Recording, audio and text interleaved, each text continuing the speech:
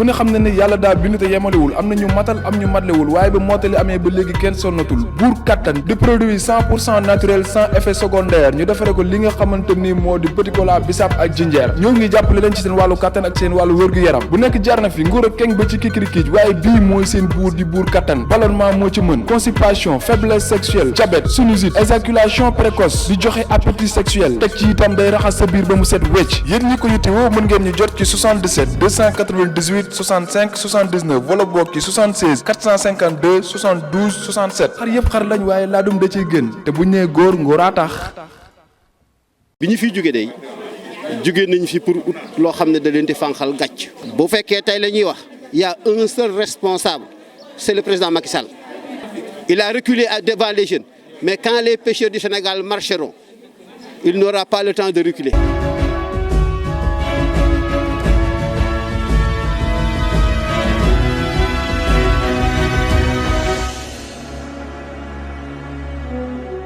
sëñ bi ñu ngi lay nuyu bu baax a baax ñu fekk la fii ci Caaroy Géej donc mu am naqar ak tiis bu xam ne si ni dal na seen kaw muy ñu bokk ci yéen demoon tey daal seen doole ci biir géej gi nattu dal leen fa seen gaal daal di këpp ñu ñàkk ci seen bakkan alors tey ñu fekk ñu yéen a ngi ci dëj bi ñu bàyyi la rek nga présenté wu tey wax ñu ci mbir moomu tey yëg-yëg bi nga am ak mbir mi naka la demee. waaw man Modou Ndiaye laa tudd di doom ci kër gi di waxe ci turu kër gi. ci suma turu mag muy Njóogu Ndooy moom mooy kilifa kër gi li am nag aw tiis la dañ koy jël boole ko ci li nga xamante ni ci moom yàlla ay dogalam ak i sabab yàlla moo dogaloon lii ne nii la war a bindoo ki dem ak ñi mu àndaloon dañu doon daan seen doole te loolu la ñu xam loolu cosaanal kër gi bokk na ci. fii góob ma ne am na xale bu góor bi fii tëdd ba 8 heures kon nag li ko dal ci daan dooleem la ko dal ñu koy ñaanal yàlla yeesal yéen mën ci moom ak ñi des moom moo si jote feeñ taawa Malikan Njaay la tuddoon waaw moom moo feeñ ñett la ñu woon waaw Malikan moomu mu ngi woon si 59 ans doom ja pratiquement am na une trentaine d'années kañ ñu àndaloon aussi ñu tudd ko Modou Mar moom it liggéeykat la kon ñu saxit lañu bu ñu sukkandikoo ci ki nga xamante ne moom la ñu gëm muy suñu borom ñooñu gëm nañ ne am nañ yaqin ne yàlla teelu na leen ci aljana dee nag dafa metti wàcce nañ fi njaboot ñu ñaan yàlla njaboot gi ñu fi bàyyi yàlla teral leen yàlla teg loxo ci ñoom ñu nit ñi fi desandi yàlla bu yàlla nattu ci seen gannaaw ñu baax lañu woon. Malikan jullit la woon limaam mi doomam jullit la Modou Mar mi si topp it jullit la muy événement bu tiis géej nag yàgg na lu mel ni di fi am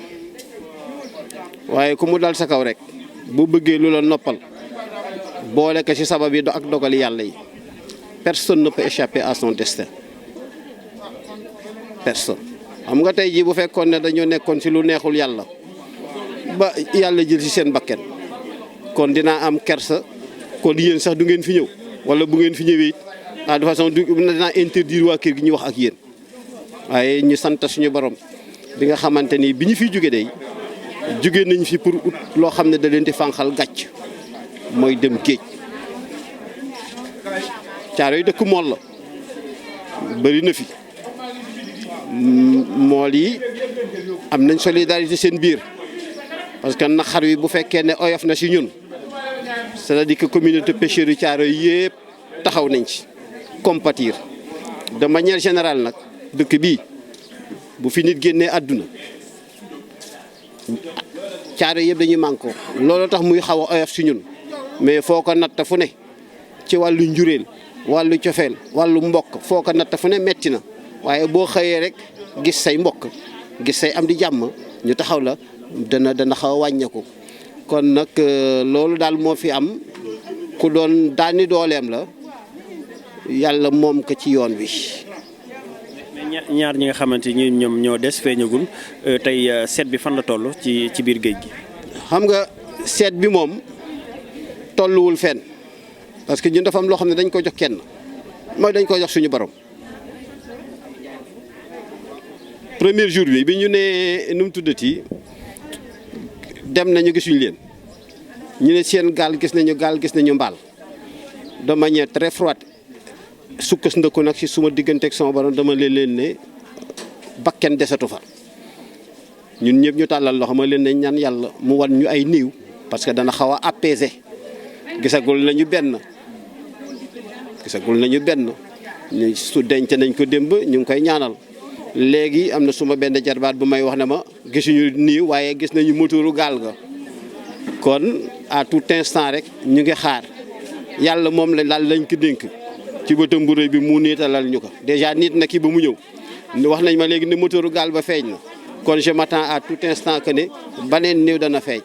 ñu bu boobaa it ñu ñëw defal leen lii defal. mais nguur gi ci wàllum seet boobu ndax nguur gi ñoom jël nañ ci ay matuwaay pour seet ñooñu nga xam ne ñoo dugg ci ña newoon ci gaal gi te gaal gi toj. xam nga man personnellement li ma si def bi affaire bi amee j'ai essayé de contacter la marine nationale c'était un dimanche malheureusement j'ai pas pu mais jot organisation bi tudd Océanium ñu jox ma numéro je pense la personne bi ma doon waxal bu dul Ali Aïda dina ma jaaxal mais dañu ma doon laaj loo xam ne man lu ma ko am muy ay coordonnées GPS mais ñun lébu yi xam nañ ne gaal bi fa mu daanu kenn mënu faa rechercher un corps vivant moo tax nag comme ils sont morts ñu ngi na xaar yàlla rek duñu jiiñ kenn mais li wér te wér ne la sécurité maritime day am ci géej bëri na état bi mën nañ ci am responsabilité mais aussi mool yi am nañ ci seen responsabilité il faut pas qu'on se voile la face xam nga lu tax gilet yi gaal boo ci dem jënd nañ gilet du teree dee mais dina tax ñu gis néew donc man du ma situer responsabilité état bu defee li war a def moom xam na mais je sais que ne catastrophe yi mu ngi bëgg bëri ci géej gi lool. mais ñu bëri dañuy wax ne que ni géej gi bateau yi moom mooy ñoom ñooy jël jën yi ba nga xamante ni mool yi fi ñu daan egg léegi dañuy dem fu gën a sori bu ko defee foofu danger bi dafay am doole foofu noonu bu baax a baax moo tax yu mel nii di am. la entièrement la responsabilité état la les accords de pêche ku koy signé. bu jëkkoon caaro yi boo sànnalee li ñuy wax benn tambal am jën bu baax mais bu ñu gisul jën wi ils sont obligés d'aller en mer ca kaw a kaw foo xamante ni bu jëkkoon xelaatuñ ko woon waaw loolu moom boobu baneen côté boobu moom amul benn responsable c'est l'État du Sénégal qui est responsable depuis Senghor Abdou Diouf Ablaye Wade Macky Sall ñooy ratifié ci rapport ñoom c'est eux qui s'enrichissent de la mer ñoom ñooy appauvrir la pêche artisanale kenn foofu moom sama baat ci kaw bu fekkee tey la ñuy wax y a un seul responsable c'est le président Macky Sall bu fekkee dañ ko bëgg a imputer quelque chose ne par exemple décès bi ginnaaw buñ ci jëlee la responsabilité dogalu yàlla Macky Sall la waaw c'est lui qui a ratifié API ku ko def ah moom la donc moo ko def waaye comme ñun lijjantiwuñu nguur ak doomu aadama dañuy jël lépp ñu teg ci nguur ak yàlla mais buñ ko bëggee situer au niveau humain il y a qu'un seul responsable c'est le pouvoir en place muy Macky Sall ñooy jël seen responsabilité le Sénégal suñuy ressources ku koy piller mais mool yi caare yëmbal ak faneen ak Kayar defuñu dara. Combien de morts tout chaque jour chaque semaine il y a des morts chaque semaine il y a des morts waaw parce que il faut ñu uti jën duñu sàcc bu ñu signé woon les accords là le poisson serait là bi gën a bon sax la ñuy def léeg-léeg dañuy contraindre yenn mool yi nga xam ne amuñ luñ def ñuy pêcher des poissons yoo xam ne bu sew la pour jox ko bateau yi et l'État est là en train de regarder. Il y a qu'un seul responsable bu fekkee ne dañ ko seet sur le plan humain à part la négligence des pêcheurs yi nga xam ne war nañoo sol seeni gilet il y a un responsable c'est l'État du Sénégalais à travers celui qui le dirige muy Macky Sall. waxoon naa la léegi ni ma tudd je m'appelle Modou Ndiaye et j'ai toujours assumé mes responsabilités et mes choix.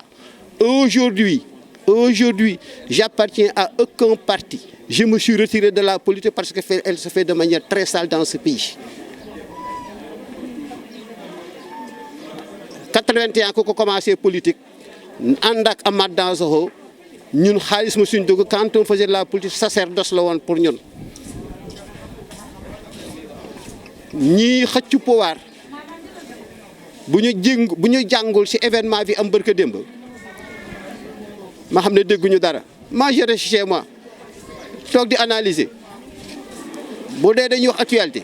gis nga président Macky Sall mii dañ daan wax avant événement yi ñu wax na Macky mooy leen man duma xaar damay xaar rek ba moom dans sa bouche de sa bouche qu'il sort qu'il va faire un troisième mandat bu boobaa mu xam ne Sénégal gii li fi jot a am ci démocratie du ma sa dellu ginnaaw nag parce que métti woon naa ñun Abdou Diouf pour ñu jëlee ko fi métti na fi donc en résumé daal li ma mën a wax mooy c'est un événement douloureux qui s'est passé et aujourd'hui ça s'est produit chez nous. Nos frères, ses enfants et ses amis sont allés en mer. Ils ne sont pas revenus. Ils ont eu un accident en mer. On a retrouvé un corps, en l'occurrence Malick Ndiaye. On l'a enterré, on prie pour le repos de son âme. Nous rendons grâce à Dieu et nous acceptons son décret divin. Mais l'État du Sénégal doit revoir sa copie. Dernièrement, ce sont les jeunes qui sont sortis. Les pêcheurs du Sénégal n'ont jamais marché. Jamais. Et qu'ils fassent tout. Qu'ils fassent tout. Il a reculé devant les jeunes. Mais quand les pêcheurs du Sénégal marcheront, il n'aura pas le temps de reculer. Il n'a qu'à arrêter de piller les ressources halieutiques de ce pays au profit de l'Occident. L'idéal moom la amoon lu ma ci wax.